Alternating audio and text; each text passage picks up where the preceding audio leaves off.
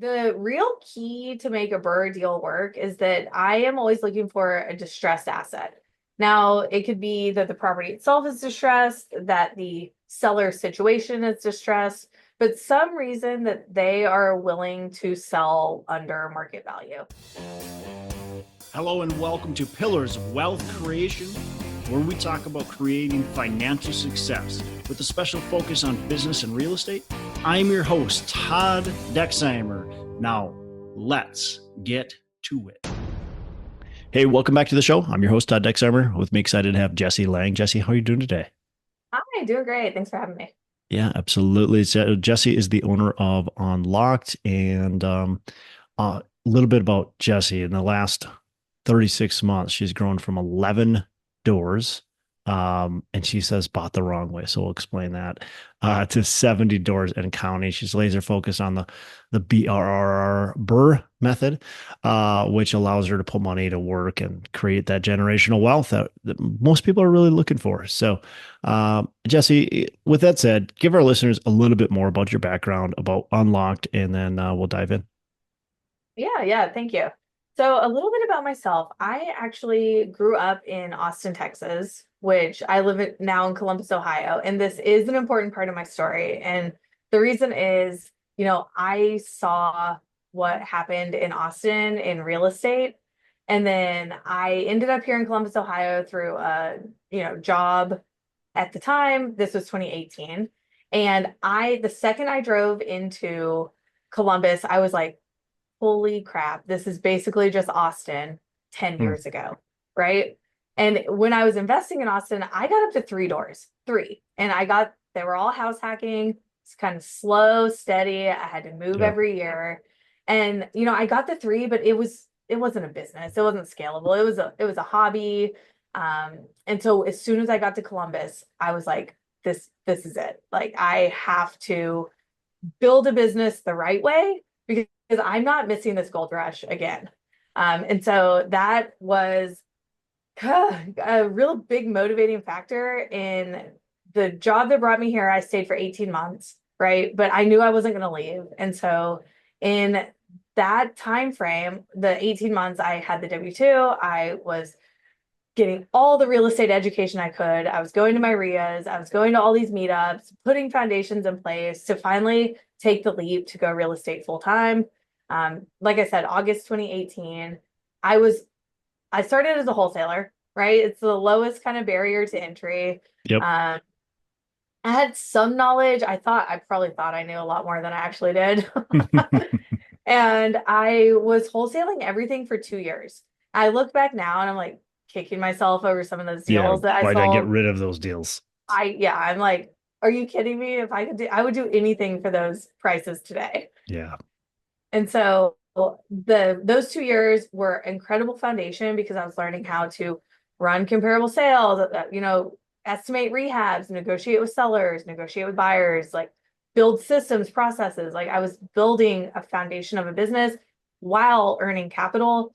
And then, I knew from the three I had in Austin that rentals was the way to go, that, kind of long-term rentals was my jam. And then, so I started keeping some of my own deals. Finally started keeping some of my own. I was buying from other wholesalers, buying off the MLS. But I was doing it really the wrong way, really, really the wrong way. I was buying conventionally. I was skimping on all the repairs because I was paying for them out of pocket. And Yeah. then I was just stuck in this terrible cycle. Once I would put someone in place, we would just have maintenance after maintenance after maintenance. And it was like really draining. So I got up to 11 that way before I was like, well, like this is not working. I have to do this a better way. And so it was January 2021 that I kind of came across the BRRRR method. And, I'm sure a lot of the audience knows about the BRRRR, and I have really taken it and kind of run with it. We were buying 25 single family or small apartments a year for the last couple of years, and, buying some, selling some, couple flips, all this. But I've done, well over 100 deals, have 70 of those as long-term rentals. Portfolio is mostly single family, about 3/4 single family, and then a quarter small apartments. Love it. So when you're doing the BRRRR method, so you're buying it kind of explain your process, what you're doing with these, so our listeners can get a little bit more detail into how this is done. Yes, yes, absolutely. So the real key to make a BRRRR deal work is that I am always looking for a distressed asset. Now, it could be that the property itself is distressed, that the seller situation is distressed, but some reason that they are willing to sell under market value. So my experience as a wholesaler was really, really important there because I could kind of pinpoint those like motivating factors and really figure out pretty quickly if a deal was worth looking into anymore. Um, so buying under market value with the ability to force the value, through like forced depreciation. Yep. So we do that through two kind of factors is renovating the asset itself. Even if something needs carpet and paint, it's in moderate condition, just needs carpet and paint, you can still add quite a bit of value there. Mhm. So we will do that and then also bring the income up to market rent. Are Then most we, of these already rentals, or some of them just owner occupied or vacant, or what's the you yeah, typically? that's a good question. Majority of the portfolio that I purchased direct to seller, I would say probably already were rentals. We do have quite a few that were owner occupant, more owner occupants, we tend to flip those. Okay, They're generally a little more well cared for and maybe in like, class B or even A neighborhoods. sure. Don't make quite as much sense for a rental, but Correct. certainly have some value that you can do a little renovation, flip, take some of that money probably, and then buy your Right. next In the BRRRR. real estate. Yeah. Yeah, Love that. definitely. And then so what kind of loan do you get up front, and then because you're trying to get in for as little money as possible, I'm assuming, right? Yes, absolutely. So when I'm underwriting the deal, I'm looking to be at most 75% of all in of the future appraised value. So Okay. we call, after repair value, what it will be worth once it's fixed up. You look at comparable sales, match the condition in your renovation. And, so I have a good idea that if I can buy this for 100, put 40 into it, have 10K in holding cost. I'm all in for 150. It will be worth 200. So then I'm all in at 75% of the future appraised value. Hmm. And to get those actual like, to pay for it, uh, leverage is absolutely your friend. Other people's money, you've heard OPM, I'm sure. Mhm. So I am using hard money lenders, some local, some nationwide. I raise a lot of private money. I actually am like pretty creative with leverage on my own money. So we are pretty big with like S block, security back line of credit. So I have a line of credit against some of our brokerage accounts that I can go out and use. I have HELOCs. I have all sorts of different creative ways to like tap into our own wealth. So you're using those opportunities to then get the property purchased, doing the renovations, Yes. Yeah. and then you're going to just a local bank to get the permanent financing, or how is that working? Yep. So we bought it, we renovated it, forced the value, we got it rented at market rent, and then I take it to a long-term lender, some local yeah, I'm thinking of who I've used recently. Majority local banks. And then Mhm. they are going to, we'll get the property appraised again. We'll get the actual value once everything's said and done. They will loan 75% or even 80%, depending if it's a cash out or a rate and term. And then we'll pay off ourselves for any down payment or any money we have in the deal, pay off our hard money, private money lenders, and then we own 25% of this asset with none of our own money in the deal, and it's cash flowing every month. So Yeah. that's how I've been able to do it again and again and again. It's because you know, and not every single one's a perfect BRRRR where you pull out all of your money. But if you analyze, like a conventional purchase, 20% down, paying for renovations out of pocket versus like a BRRRR Mm. method, yeah, it's a no-brainer. So Yeah, big difference. even if I'm leaving 5, 10K in a deal when it's all said and done, I could still go do, 10 of these with the same amount that it would take me to do, yeah, maybe five. I could go do five of these with the same amount it would take to do one conventional purchase. Hmm. What are like after doing these, you currently have 70 doors and counting. After doing this that many times, what are the like, I don't know, three, four, five big things that you look out for? You've maybe made these mistakes before, you've seen it, or you go, man, people really have to pay attention to this.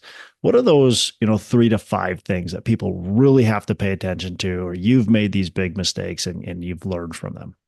Well, I joke that I've made every mistake, so I don't know if Not we have yet. time for all of them. I don't know if we have time for all of them, but yeah, I can narrow it down. So, first one I see is, and you hear this all the time, the money is made on the buy. So don't overpay, don't get deal-itis. I've done it so many times where I'm like so desperate for a deal, it's like a sickness. And then I end up buying something that I've lost money on a handful of deals, either unfortunately lose money or break even, and it wasn't worth my time. Even for a rehab, even $10,000 is like, what's my cost on that? If I Yeah. look at my own time. So, don't overpay. Don't get too desperate for a deal. Don't over renovate. We're in the affordable housing space for rentals, and I am not saying that, we're always focused on function, safety. My portfolio is very standardized, but what I see people do is like, it's a rental, right? Like clean, safe, affordable. That is what we're going for. You don't have to, one I helped a student with recently is they wanted to take down all of the wood paneling in a room that was in prime condition. I'm like, paint it, paint it. Yep. You do not have to drywall that. So people just kind of like overdo it when you don't necessarily have to. So that's a big one. What else do we have? Screening. Oh my gosh. Tenant applicant screening is so, so critical. I don't think I took it serious enough. My first, like, probably 2 years as a housing provider, I was like, oh, I have a good vibe from this person. And of all the mistakes, that one probably shot me in the foot the most times. Yeah. Yeah. I Yeah. hear you there. Because people can be they can sound very good. I am thinking of this one guy we rented to, and he just was so great, like the best ever. And he never paid his rent Like right never away, once. right away. Yeah. Well, he got in, his security deposit, and then um was going to pay, like he moved in, like literally my mistake again, like he was just so good. Moved in, he was going to pay his rent that day that he moves in, and then he doesn't pay, and then he never pays, and so we have to evict him, and then we have to get the sheriff there. Finally the sheriff shows up, and this, kicks this guy out. But it's that trust, like thinking, oh, this, what a great guy. If I would have done a real background, a true background in depth, I would have figured it out. Well, Did you look at it maybe not. You afterward? never know. Some people are just good at fraud too. But There was one, I had almost the identical situation. This was years ago, and same thing. Moved in. Also, he paid his deposit, but it was pending, and of course it bounced. So I didn't even collect a single penny. you didn't collect anything. I didn't get security deposit. I didn't get anything. And with a much further in depth, I mean, it was a clear pattern if I had just looked it up. Yeah. So, resident screening is so important. Our process now, if they jump through the hoops, they're going to be good. Like it's a, 5-step, pretty in-depth process to get approved. And if I have a rental on the market 30 days longer than someone who isn't doing that, I'm still coming out ahead. I've run the numbers, still coming out far ahead. Hmm. Um, okay. Well, good stuff. I mean, yeah, over renovating, over and under renovating, quite frankly, in my opinion, both of them can bite you. Under renovating, you're just going to get the worst tenants that are in that market. over renovating, like you said, you're not getting your value. So you're just overspending on this piece of real estate. And what so when I first kind of started, I under renovated and I got terrible tenants. And then I over renovated and you couldn't get it's not like you're getting all of a sudden these magical residents that are like, it doesn't happen. Right. But now that I've sold some of those properties, I look at it and go, man, I spent all this money on these renovations that I didn't need to do. And now all that stuff is 10 years later is outdated. And I've actually got to renovate it again for the second time. So yeah, that's a big, over renovating, under renovating, I think is just understand your market that you're in and renovate it to that standard and you'll do really well. You have to balance, like, because you are getting, in the BRRRR method specifically, you are getting a appraisal based on actual sales. So you don't want to be too far off from the sales condition comparably, but you also need to look at rental comps and then kind of balance those two conditions. I will say we are, even regardless of the neighborhood, I'm always doing granite countertops because they just last longer. If they get wet, I'm not replacing them, 3-4 years from now. We do LVT throughout. We install a backsplash in every kitchen, regardless of the rent. We'll install a backsplash around the stove as well, because we found that it just gets disgusting. Yeah. And I'm not a great cook, so like I sympathize with people, but it's just gross. So we do things to kind of harden the property and make something last a long time and look good. Even though it may be a little bit more cost up front, there is like a long-term ROI. I'm not replacing carpet every turnover. I'm not, it's just much easier to manage. And we manage everything in-house. I am a huge advocate for all investors self-managing. I really believe that no one is ever going to care about not just your asset, but your residents, those relationships, as much as you do, like period, flat out. So it makes our job easier long term with kind of a hardened property up front. Yep. Yep. I love that. And the stuff that you mentioned, I call that bulletproofing. Like you're doing things that they're going to last for, like you said, like if you put in the carpet, it's going to cost you less in the front end, but you putting that carpet in is a continual maintenance item that you're going to have to, every time you got a tenant moving out, you're going to have to put new carpet back in it. LVP, it can last 2, 3, maybe even 4 residents before you have to replace that LVP. So think about the long-term use. Same thing with the granite countertops, right? So things like that. So, okay. What about buying right now? Interest rates are high. Prices are high. There's a lot of uncertainty in the market with the new administration, with just the economy, with interest rates, all that kind of stuff. Are you buying right now? And if so, like why? Like why do you think it's a good time? Yeah, okay, good question. So I truly believe it's always a good time to buy real estate. You may just need to kind of shift how you're buying it. The BRRRR method still is working for me. And I talk to a lot of people and people have come at me and said, this doesn't work anymore. I'm like, you aren't sourcing deals correctly, because I promise you that it does work. We are buying in Columbus. I will fully admit, volume wise, fewer deals than prior to the interest rate hikes. I mean, just the numbers don't pencil on a bunch that would have, right? So the past 2 years, I've bought about half that I was buying the 3 years before that. And so with that in mind, what we have done is kind of expand the radius. I'm in Columbus, Ohio. Columbus is, we're on the top Redfin list, and realtor.com is like, investors come to Columbus. And that is what's happening, which is great overall for the market, I would say, but it does make competition higher. So we've kind of expanded out to, instead of, I was like buying within our outer loop.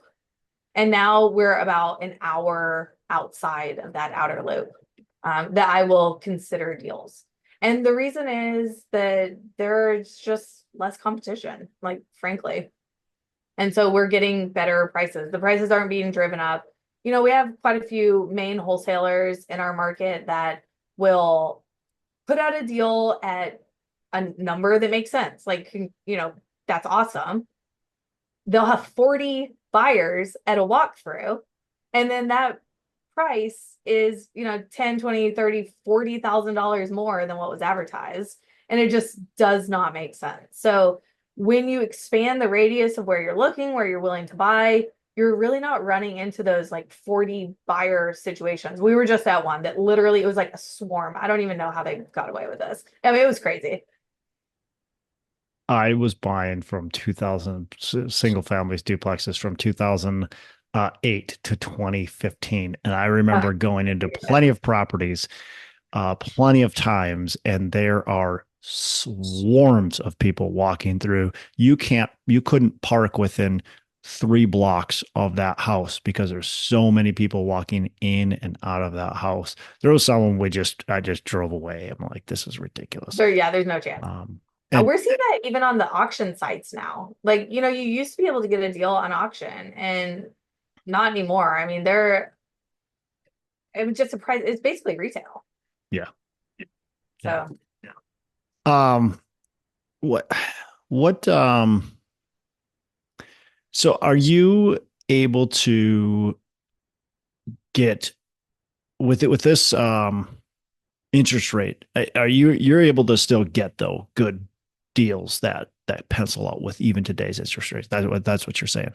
yeah. So we're moving into markets with a little less competition on the buy side. And then also another thing I would say is like really think about why you are buying real estate. Okay. It's not, you need the numbers to work today, but you're buying it for long-term wealth. This is pillars of wealth. We're here for like long-term, right? Yeah. And so if you are only looking at a deal on today's numbers, you're missing out on, a lot. So we have in my underwriting tool, I have a calculator that we've designed that does all this, and we have a like 30-year projection. It's broken down first 5 years and then in 5-year increments after that.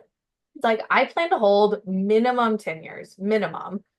Really ideally 20, 30, and so if you're looking at your why, and if that why is wealth, then even if it's not, even if it's a first base hit today and not a home run, in my mind, it's still worth my time and effort because again, I'm like looking for retirement.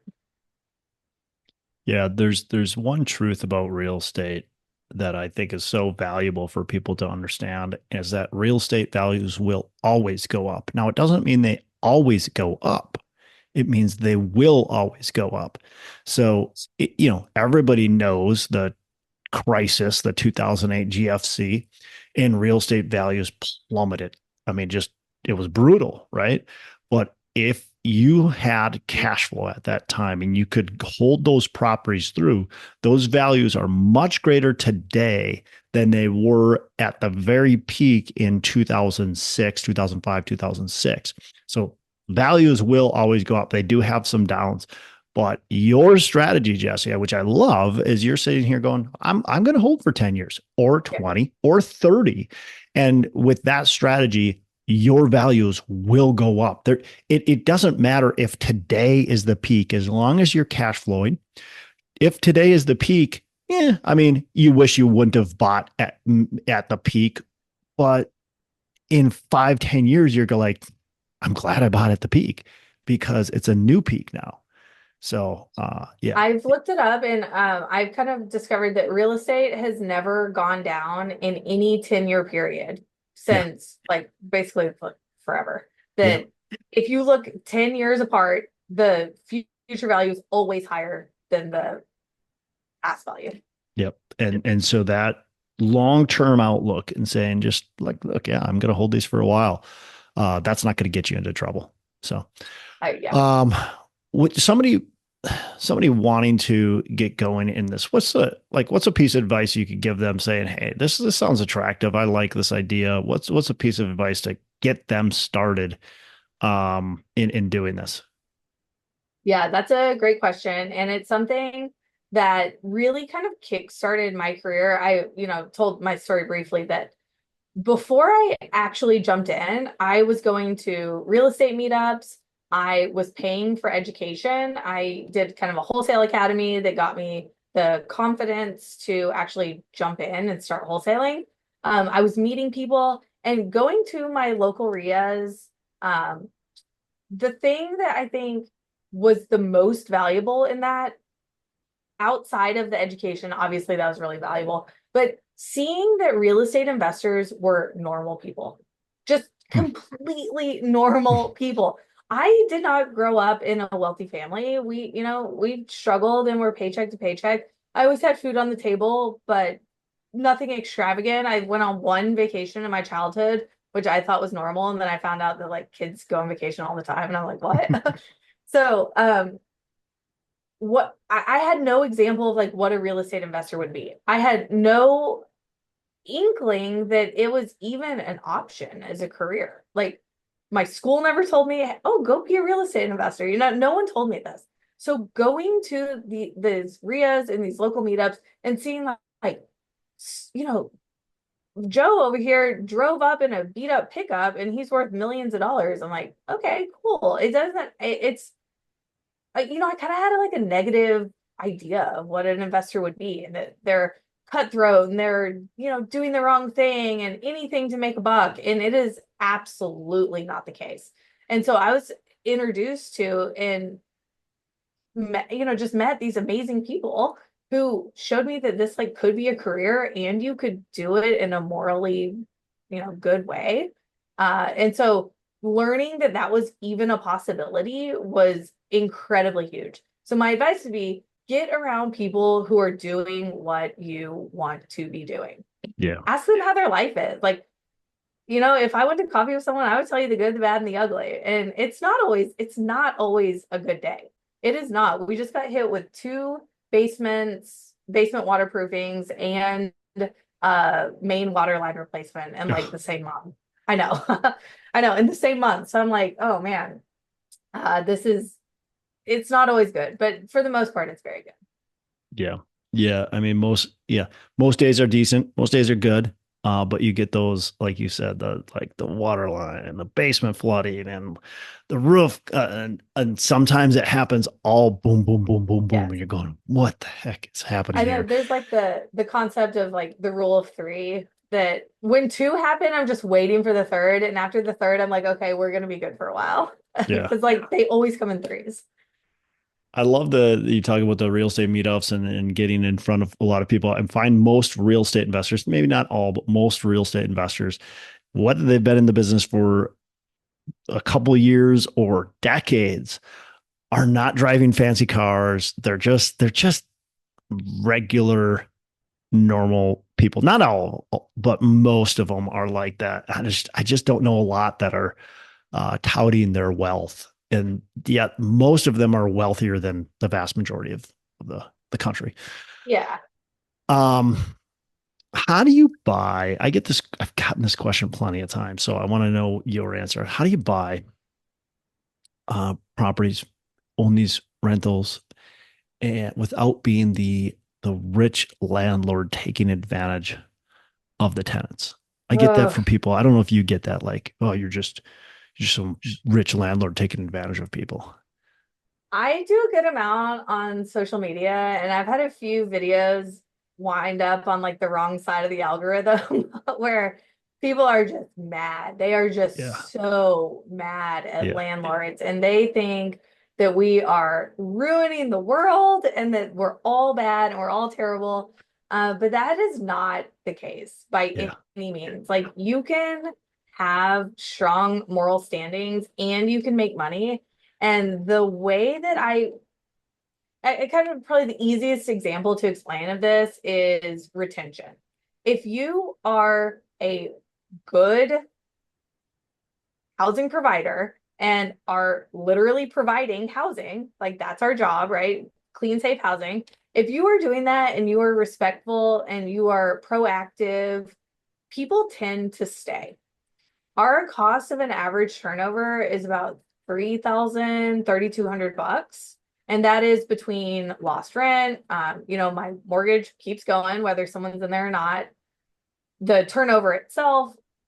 So we're, $3,000. If I can go do a repair and change someone's screen door out for them and it costs me $400, I'm going to do that all day and try to keep someone in place. So there is a financial incentive to being good and also, a moral incentive. I naturally just want to do the right thing. At the same time, not being a people pleaser, that will get you in trouble. Yeah. So we have systems, we have processes, we have a welcome letter everyone gets. Our lease is like, airtight. People understand what they're coming into. And then, so if there is ever a question, then I can always refer back to something in writing. But for the most part, like, we are doing the right thing every time. Yeah. And people, they notice and they stay. Yeah. Yeah. That's the key, right? It's fair, but firm, I think, is the real key. If you can think you're going to be a good person but then you're going to get walked over if you're not being firm, right, about things. They still have to pay the rent. They still have to respect the property, all that kind of stuff. But you don't need to be, I think actually what gives landlords more of a bad name than anything is the slumlord. Honestly, it's the one that doesn't take care of things. It's the one that does allow themselves to get walked over. I think those are the people that actually give owners a bad name versus the ones that are fair, communicate well, but are firm and have expectations in front of them. Yep. As long as you have the expectations set up front, it gives you the confidence to hold your ground on something. And again, you can hold your ground in a very polite and professional way. Holding your ground doesn't mean that you're this, big, bad, mean landlord. It just means that you have something in writing that you can refer back to. Love it. Yeah. You wrote a book. What's that book called? I did write a book. It is called Rentals Made Easy. And give us a little, quick. So it's so funny you said firm but fair. That is actually like one of our introductory kind of mindset. I talk about it all the time, firm but fair. So we talk about the entire, and I've added something to this. It's not just the BRRRR method, it's the BRRRR's method, because we have added, buy, renovate, rent, refinance, repeat, also self-manage. So this is the entire really Bible that you would need to buy, what money to use, where to find the deals, what renovations to do, how to work with contractors. What else do we have? Renting, how to screen residents, how to find the right ones. We have applicant scorecard that I'm big on, getting it refinanced, what type of loan to use. And then all the way into, there's a lot of mindset work. There is a lot of, just tips and tricks throughout the way. I give away a lot of resources. There's actually a QR code in here that takes you to a website where we have probably 15 or 20 different resources that are kind of mentioned in the book. So it's on Amazon. We have Kindle and we have paperback. Love it. Awesome. Listeners, check that book out. Sounds great. I got a couple last questions and then we'll wrap up here, Jessie. So favorite book that you can recommend other than your own, of course. Other than my own, I know. Unfair. No. So one of my very favorite books is We Should All Be Millionaires by Rodgers. And there's some practical stuff, but it is just such a mindset shift. It's geared towards women, but I think anyone could find some value in there. And it's basically just, kind of explaining why we are worth what we're worth, right? Like why I have value and how to kind of get the confidence to go out there and like claim that worth. And it's just such a mindset shift. I walked out of reading that book and I'm like, I was a millionaire at that time, but I'm like, I should be a multimillionaire. And it is, it's just a really, really good kind of mindset shift. Love it. Love it. Yeah. Sometimes it takes just a couple little things that, just to shift a little bit and go, oh, yeah, let's go. Right. And it gave Um, me like permission to go after my dreams a little bit. Not that I needed love it, but that. sometimes you kind of do need it. Yeah, you do for sure. Yeah, And sometimes you get stuck and you need that reminder too, right? totally. Yeah. All right, last question. What are your three pillars of wealth creation? Three pillars of wealth. You got to say rentals. Long-term rentals are key. Even if you're doing midterm, short-term apartments, whatever pick your poison, whatever it is, the key is to hold. If you're flipping, if you're wholesaling, congrats, you have a job. You have an active job that's highly taxed. But if you can find a way to hold real estate, that is like hands down my personal wealth. The vast majority has come from real estate. Yeah. And then next pillar is team building. It took me years to learn how to outsource, to learn how to hire, to learn that other people actually can do as good of a job at something as I do. If anything, they're doing it better than I'm doing because they have like more time to focus on it. So like that team building and outsourcing, I couldn't do what I do without my team. Yeah. So they are helping me build wealth every single day. Love it. And last but not least, this is kind of, a little bit similar, but just leverage, like using your money in a smart way.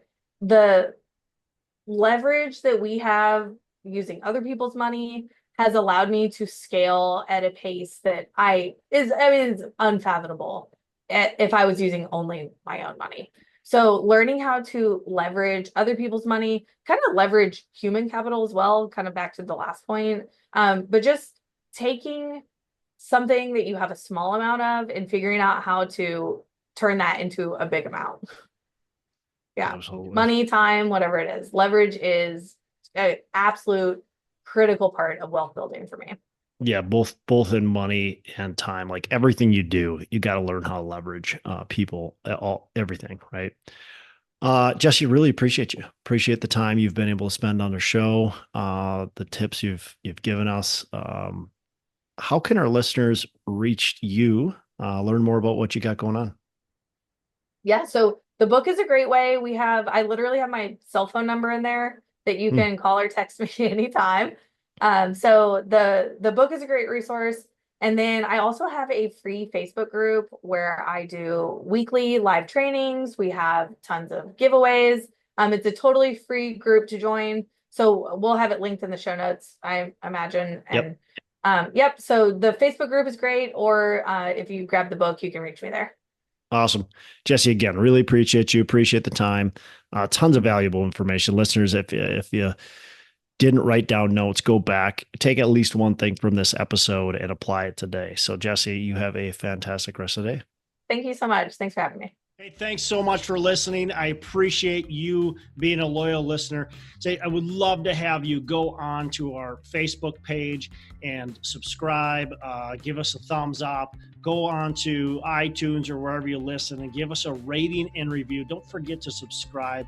Your rating and review just helps us push this out to more and more people and continue to grow our audience and hopefully positively affect a ton of people out there that really need this and want this. So the other thing I've got for you is a free ebook on my website. So go on to venturedproperties.com, and download our free ebook on real estate and on syndication. And I've got some data points in there, some really good stuff for you. So I'd love to have you take a look at that. It's free. I'm not expecting anything from it. And also, look, if you want some help in multifamily, want some help learning, growing, getting your business off the ground, I would love to talk to you about what it would look like to work with me potentially and see if that's a good fit. So you can go to coachwithdex.com and check that out, and we can definitely have a call. Thanks a lot for listening. You make it a fantastic rest of the day. I'll catch you on the next episode.